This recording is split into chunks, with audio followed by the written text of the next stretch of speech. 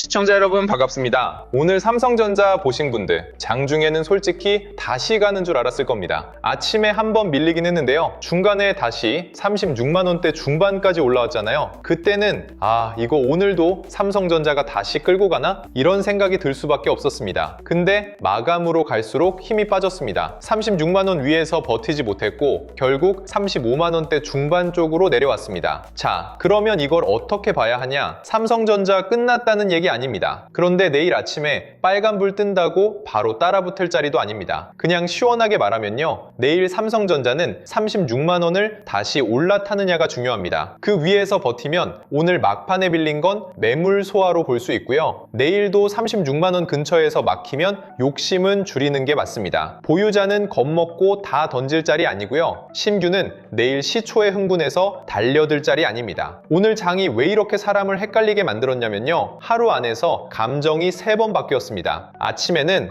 오늘 쉬어가나 싶었습니다. 중간에는 역시 삼성전자네, 다시 올라오네 싶었고요. 마감으로 갈수록 왜 또 힘이 빠지지? 이렇게 된 겁니다. 이런 장에서 제일 많이 당하는 게 화면 보고 마음이 왔다 갔다 하는 겁니다. 아침에 겁먹고 팔고 중간에 다시 따라가고 마감에 또 불안해지는 거죠. 근데 오늘 장은 그렇게 보면 안 됩니다. 오늘 삼성전자는 아래에서는 받는 돈이 있었고 위에서는 차익 실현이 빨랐습니다. 이게 오늘 흐름입니다. 아래 매수는 살아 있었는데 위 매물도 만만치 않았던 장. 그래서 내일은 삼성전자가 다시 36만 원 위로 올라가서 그 매물을 이겨내는지 봐야 합니다. 오늘 같은 장에서는 기준 없이 보면 계속 흔들립니다. 그래서 고정 댓글이랑 설명란에 삼성전자 이후 돈의 흐름과 대응 기준 자료를 무료로 열어놨습니다. 내일 장에서 삼성전자를 계속 들고 갈지, 어디서 일부 줄일지, 신규는 어떤 자리에서 나눠 들어갈지 미리 잡아두셔야 덜 흔들립니다. 필요하신 분들은 자료 받아두시고 내일장 보실 때 같이 확인해 보시면 됩니다. 자, 다시 삼성전자 흐름으로 가보겠습니다. 오늘 삼성전자가 장중에 올라온 건 분명히 의미가 있었습니다. 아침에 밀렸는데 그대로 무너진 게 아니라 다시 올라왔잖아요. 그건 시장 안에 삼성전자를 다시 받으려는 돈이 있었다는 뜻입니다. 근데 문제는 그 다음입니다. 36만 원대 중반까지는 갔는데 그 위에서 계속 버티지는 못했습니다. 이 말은 간단합니다. 위에는 매물이 있습니다. 어제까지 빠르게 오른 부담도 있고요. 단기 수익을 챙기려는 돈도 있습니다. 그래서 내일 아침에 삼성전자가 다시 36만 원 위로 올라오더라도 그냥 빨간불만 보고 따라가면 안 됩니다. 올라오는 것보다 올라온 뒤에 버티는지가 더 중요합니다. 내일 아침에 만약 삼성전자가 36만 원 위로 다시 올라오면요, 사람들 마음 급해질 겁니다. 역시 다시 가네? 어제 막판에 밀린 건 별거 아니었네? 이 생각 바로 들 수 있어요. 근데 여기서 조심해야 합니다. 오늘 이미 그 위에서 매물이 한번 나왔습니다. 내일 다시 올라가도 거래량이 안 붙고 코스피가 같이 못 버티고 반도체 주변 종목이 약하면 그건 다시 윗골이 만들 수 있습니다. 진짜 강한 흐름이면요, 36만 원 위에서 가격이 쉽게 안 무너집니다. 그리고 삼성전자만 빨간불이 아니라 장비, 소부장, 후공정, 패키징 쪽도 같이 살아납니다. 그게 나오면 내일 다시 위를 봐도 됩니다. 반대로 내일 아침부터 36만 원을 못 올라타고 35만 원대 중반에서 계속 비비면요, 그때는 마음을 조금 낮춰야 합니다. 그건 오늘 막판에 빠진 힘이 아직 회복이 안 됐다는 뜻입니다. 이 경우에는 보유자가 무조건 겁먹을 필요는 없지만 비중이 큰 분들은 욕심을 줄여야 합니다. 특히 코스피까지 약하고 외국인 매도가 계속 나오고 주변 반도체 종목까지 같이 식으면요, 그때는 그냥 버티기만 하는 게 답이 아닙니다. 일부 줄여서 계좌를 가볍게 만드는 것도 전략입니다. 좋은 종목도 내 비중이 너무 크면 흔들릴 때 판단이 무너집니다. 그리고 내일 만약 35만 원대 중반까지 힘없이 깨버리면요, 그때는 얘기가 달라집니다. 그건 단순히 살짝 눌리는 게 아니라 오늘 막판에 빠진 힘이 내일까지 이어지는 겁니다. 이런 흐름에서 신규가 이 정도면 싸다 하고 먼저 받으려고 하면 위험합니다. 바닥 맞추려고 들어가면 좋은 종목을 사도 매매가 꼬입니다. 내일 아래로 밀릴 때는 먼저 사는 게 중요한 게 아닙니다. 매도가 멈추는지 봐야 합니다. 거래량이 줄어드는지 봐야 합니다. 다시 36만 원 쪽으로 붙으려는 힘이 나오는지 봐야 합니다. 그 전까지는 기다리는 게 낫습니다. 기다리는 것도 매매입니다. 그럼 왜 삼성전자가 이렇게 흔들리면서도 시장 관심에서 완전히 밀려나지는 않느냐? 이건 단순히 차트 문제가 아닙니다. 삼성전자를 보는 시장의 눈이 예전보다 넓어졌기 때문입니다. 있습니다. 예전에는 삼성전자 하면 D램 가격이 좋아지나 낸드가 살아나나 반도체 사이클이 다시 도나 이런 걸 먼저 봤습니다. 물론 이것도 중요합니다. 근데 지금은 질문이 조금 달라졌습니다. 삼성전자가 AI 반도체 공급망 안에서 얼마나 큰 역할을 다시 가져갈 수 있느냐, 시장은 이걸 보고 있습니다. 그래서 오늘 밀렸다고 끝난 것도 아니고 장중 반등했다고 무조건 편하게 간다고 볼 것도 아닙니다. 기대와 부담이 같이 있는 자리입니다. 삼성전자에 붙어있는 가장 큰 재료 중 하나는 차세대 HBM입니다. 삼성전자는 HBM4E 12단 샘플을 글로벌 고객사에 넘겼습니다. 이걸 어렵게 볼 필요 없습니다. 말로만 우리도 준비하고 있습니다, 이렇게 하는 단계가 아니라 고객사가 실제로 테스트할 수 있는 물건을 받은 겁니다. 이 차이는 큽니다. 식당으로 치면요, 맛있다고 광고만 하던 게 아니라 첫 접시가 손님 테이블에 올라간 겁니다. 이제 손님이 직접 먹어봅니다. 맛이 괜찮은지, 계속 주문해도 되는지, 주방이 그 주문량을 감당할 수 있는지 보는 거예요. 삼성전자도 마찬가지입니다. 샘플 출하는 끝이 아닙니다. 검증의 시작입니다. 여기서 너무 흥분하면 안 됩니다. 샘플을 보냈다고 바로 매출이 터지는 건 아닙니다. 이제 고객사 검증을 통과해야 합니다. 수율이 안정돼야 합니다. 양산 일정이 맞아야 합니다. 그리고 실제 주문과 매출로 찍혀야 합니다. 주식은 이 과정을 미리 당겨서 움직입니다. 그래서 기대가 붙으면 먼저 올라갑니다. 근데 검증이 늦어진다거나 수율 이야기가 흔들린다거나 고객사 주문이 생각보다 약하다는 말이 나오면 그때는 바로 변동성이 커질 수 있습니다. 오늘 장 막판에 힘이 빠진 것도 이런 기대가 사라졌다는 뜻은 아닙니다. 다만 가격이 먼저 너무 빨리 움직였기 때문에 위에서 수익을 챙기려는 돈이 나왔다고 보는 게 맞습니다. 삼성전자를 하이닉스랑 비교할 때도 말을 너무 단순하게 하면 안 됩니다. 하이닉스가 HBM 시장에서 먼저 점수를 받은 구간은 있습니다. 그건 인정해야 합니다. 근데 삼성전자를 누구를 뒤쫓는 회사로만 보면 그림이 너무 작아집니다. 삼성전자는 메모리만 보는 회사가 아닙니다. 메모리도 있고 파운드리도 있고 패키징도 있고 테스트도 있고 대규모 생산 능력도 있습니다. AI 반도체가 복잡해질수록 고객사는 한 조각만 보지 않습니다. 전체 과정이 제 시간에 맞춰 돌아가는지 봅니다. 삼성전자의 재평가 논리는 바로 이 전체 그림에서 나옵니다. 요즘 AI 반도체는 부품 하나만 잘 만든다고 끝나는 시장이 아닙니다. 손님이 계속 몰리는데 재료가 늦게 들어오고 주방이 밀리고 포장이 늦고 배달 시간이 꼬이면 매출은 더 못 늘어나잖아요. 반도체도 비슷합니다. 고성능 메모리만 좋아서는 부족합니다. 그 메모리를 만들고 베이스 다이를 붙이고 패키징하고 테스트하고 고객사가 원하는 일정에 맞춰 공급해야 합니다. 시장은 삼성전자가 이 전체 과정을 얼마나 다시 보여줄 수 있는지를 보는 겁니다. 그래서 삼성전자 재료는 아직 살아있습니다. 문제는 그 기대가 내일 가격에서 다시 받아지느냐입니다. 내일 삼성전자가 다시 힘을 받으려면 36만 원만 보면 되는 게 아닙니다. 외국인 수급도 봐야 합니다. 오늘 장중에 위로 갔다가 마감으로 갈수록 힘이 빠졌다는 건 위에서 계속 사주는 돈이 부족했다는 뜻이기도 합니다. 좋은 뉴스는 불을 붙일 수 있습니다. 근데 그 불을 오래 태우는 건 수급입니다. 외국인이 전기전자 쪽을 다시 사는지, 삼성전자 위에서 매물을 줄이는지, 코스피 선물까지 같이 받쳐주는지 이걸 봐야 합니다. 개인만 계속 받는 장은 버티는 것처럼 보여도 장중 변동성이 커질 수 있습니다. 코스피도 같이 봐야 합니다. 삼성전자 혼자 강해도 코스피가 못 버티면 그 힘이 오래가기 어렵습니다. 진짜 좋은 장은 삼성전자 하나만 움직이지 않습니다. 삼성전자가 먼저 길을 열고 장비와 소부장, 후공정과 패키징, 전력 인프라, 금융까지 돈이 조금씩 번져야 합니다. 그렇게 번지면 확산입니다. 그런데 삼성전자만 빨간불이고 주변이 다 약하면 쏠림입니다. 쏠림은 올라갈 때는 빠른데 흔들릴 때도 빠릅니다. 내일 삼성전자가 다시 36만 원 위로 올라간다면 그 다음은 주변 섹터가 따라오는지 꼭 보셔야 합니다. 전력 인프라와 후공정도 그냥 따로 보면 안 됩니다. AI 반도체가 강해진다는 건 데이터 센터가 계속 늘어난다는 뜻입니다. 데이터 센터는 전기를 많이 먹습니다. 열도 많이 납니다. 그러면 전력, 변압기, 전선, 냉각 쪽도 같이 시장에 관심을 받을 수 있습니다. 그리고 고성능 반도체는 여러 칩을 어떻게 붙이고 데이터를 얼마나 빠르게 주고받게 만들고 발열을 어떻게 잡느냐가 중요합니다. 그래서 후공정과 패키징도 같이 봐야 합니다. 삼성전자가 진짜 시장을 다시 끌고 가려면 삼성전자 혼자만 강하면 부족합니다. 돈이 옆으로 번져야 합니다. 내일 보유자분들은 이렇게 보시면 됩니다. 내일 삼성전자가 36만 원 위로 다시 올라서고 그 위에서 버티면 오늘 막판에 밀린 건 매물 소화로 볼 수 있습니다. 그때는 때는 겁먹고 던질 필요 없습니다. 흐름이 다시 살아나면 조금 더 끌고 가면 됩니다. 근데 내일도 36만 원을 못 올라타고 35만 원대 중반에서 계속 막히면요, 비중이 큰 분들은 일부 줄이는 게 낫습니다. 특히 코스피까지 약하고 반도체 주변 종목까지 같이 밀리면 그때는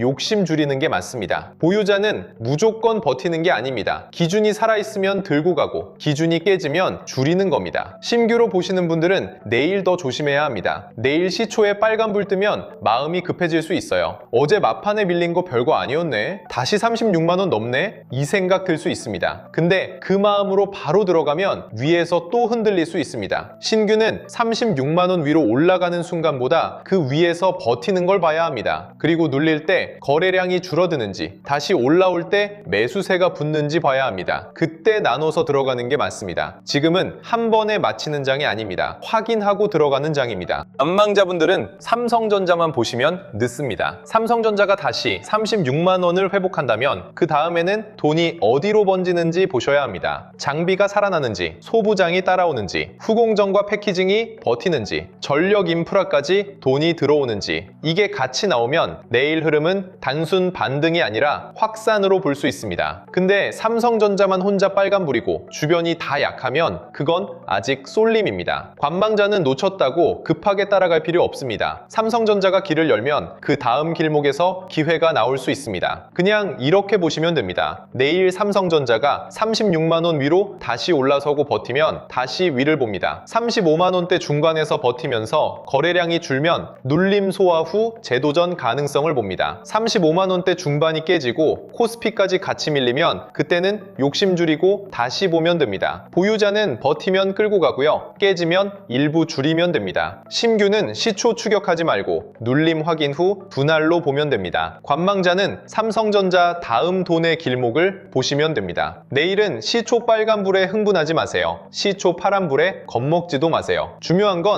첫 방향이 아닙니다. 첫 흔들림 이후 어디서 버티는지입니다. 36만 원을 시장이 다시 받아주느냐, 거래량이 붙느냐, 코스피와 주변 섹터가 같이 살아나느냐, 이걸 보면 됩니다. 이 세 가지가 같이 나오면 오늘 막판에 밀린 건 소화로 바뀝니다. 그게 안 나오면 오늘 고점이 단기 부담으로 남을 수 있습니다. 자, 그래서 이런 장에서는 기준이 있어야 됩니다. 삼성전자가 장중에 올라갔다가 마감으로 갈수록 다시 밀리는 날에는 감으로 버티면 계좌가 계속 흔들립니다. 올라갈 때는 사고 싶고 밀릴 때는 겁나고 다시 반등하면 또 후회하게 됩니다. 그래서 제가 고정 댓글이랑 설명란에 자료를 열어놨습니다. 삼성전자 이후에 돈이 어디로 이동할 수 있는지, 어떤 섹터가 먼저 반응하고 어떤 섹터는 더 확인이 필요한지, 보유자와 신규 진입자가 어떤 기준으로 움직여야 하는지 한 번에 볼 수 있게 정리해뒀어요. 자료 안에는 삼성전자 이후 돈이 이동할 수 있는 후보군 정리, 종목군별 대응 기준, AI 주식 보조지표 템플릿, 지표 사용 설명서, 섹터별 자금 흐름, 매매 전 체크리스트, 내일장에서 봐야 할 관전 포인트까지 담아뒀습니다. 전자책 3권도 같이 받아보실 수 있습니다. 개미가 놓친 돈의 지도, 자본 법칙, 돈의 시선, 코스피 8천의 시대, 돈의 흐름을 읽는 법. 구독과 좋아요 눌러주시고 댓글창에 구독 완료라고 남겨주세요. 그리고 설명란 링크로 신청하시면 됩니다. 내일 삼성전자는 36만 원이 중요합니다. 그 위에서 버티면 다시 위를 보고요, 그 아래에서 막히면 쉬어가는 쪽도 열어둡니다. 35만 원대 중반이 무너지면